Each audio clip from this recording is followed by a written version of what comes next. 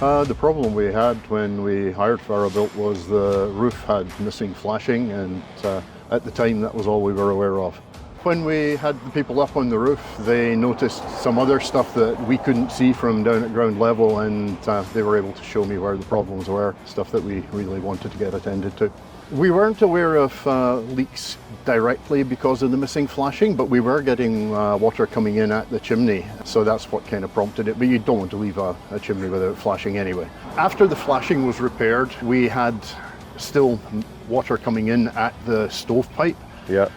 And people came out when it was like the middle of the night and horrible weather and got up on the roof and checked like above and beyond, right? Okay. So awesome. So why did you choose to trust Farrow for this project?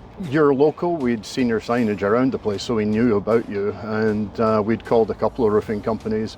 Farrow were far more responsive and helpful than anybody else that we called. We had prompt responses, and when there were problems getting the material sourced, we were kept in the loop. People were always super helpful. Yeah, happy to hear that. So what would you say to someone if they were considering using Farrow for their roofing repairs? No, I'd have absolutely no hesitation recommending them.